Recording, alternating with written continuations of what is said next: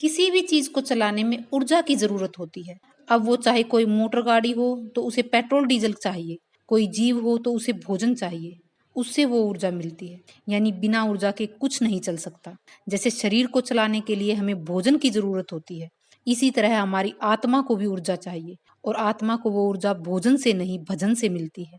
और आज के टाइम में जिंदगी जो राजधानी ट्रेन की रफ्तार से भाग रही है, उसमें भजन की तो क्या, लोगों के पास भोजन का भी टाइम नहीं। अब हम ये भी भूल चुके हैं कि जिस भोजन के लिए हम भाग रहे हैं, वो भोजन भी हम बैठकर करना भूल गए हैं। अगर आप अपने आसपास देखोगे तो पाओगे कि मेरी बात कितनी सही है। आज आधुनिकता के इस युग में अपने आराम के लिए हम मशीनरी यानी इलेक्ट्रॉनिक गैजेट अपने हेल्पिंग टूल के रूप में इस्तेमाल करने लगे हैं। और अब धीरे धीरे हम इनके इतने आदी हो गए हैं कि कम से कम 50% लोग फोन या टीवी के बिना खाना ही नहीं खा सकते। और जिस चीज के साथ हम रहते हैं, उसका असर हमारे ऊपर होता ही होता है। अब हम इंसान से ज्यादा मशीन बन चुके हैं, सिर्फ भाग और भाग रहे हैं। अब आप थोड़ा रुक कर सोचिए, क्या कर रहे हैं हम? ईश्वर ने हमें मनुष्य बनाया, और बड़ी मुश्किल से ये मनुष्य जन्म हमें मिला है। हमारे आसपास कितने ही जीव हैं, उन सब में से प्रभु ने सिर्फ मनुष्य को वेदों का, शास्त्रों को पढ़ने का गुण दिया है, प्रभु सिमरन का गुण दिया है। पर हम यहाँ आकर भूल गए कि रोटी, कपड़ा और मकान के अलावा भी हमारी कुछ जरूरतें हैं। जैसे इस आत्मा की जरूरत परमात्मा को याद करने की है। पर जब तक सब सही होता है, हम परमात्मा को याद ही नहीं करते। आपने एक दोहा भी सुना होगा, दुख में सुमरिन सब करे, सुख में करे न कोई। जो सुख में सुमरिन करे तो दुख काहे को होए।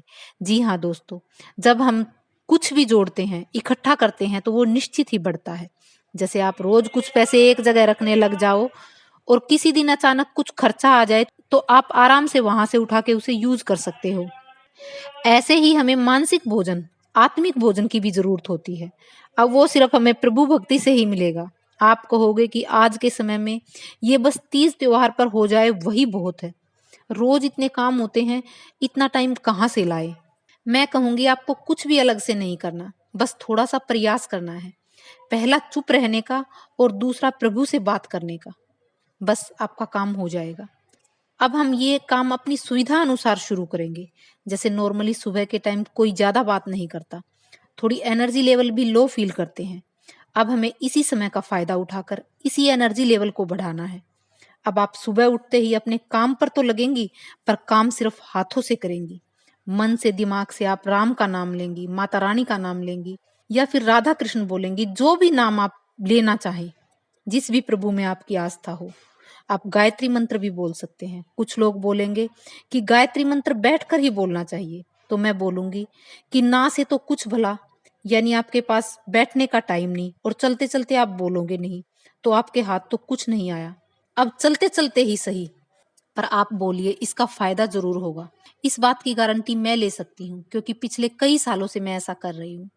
और जब आप ऐसा करोगे, तो खुद को पहले से अधिक ऊर्जावान महसूस करोगे। क्योंकि एक तो प्रभु के नाम की ऊर्जा, दूसरा मौन की ऊर्जा। अब आप सारे दिन की परेशानियों से आराम से निपट सकते हो। और जब आप प्रभु का नाम लेते हो, माता रानी का नाम लेते हो, घर का वातावरण भी पॉजिटिविटी से भर जाता है। घर में पॉजिटिव ऊर्जा का संचार होता है, नेगेटिविटी वहां से कोसों दूर भाग जाती है। आज मैंने घरों के विषय में कोई बात नहीं की, आज सिर्फ यूं ही आपकी ऊर्जा को बढ़ाने के लिए कुछ काम जो मैं भी करती हूँ, वो आपके साथ शेयर करने की कोशिश की। उम्मीद है आपको मेरी ये वीडियो पसंद आई होगी।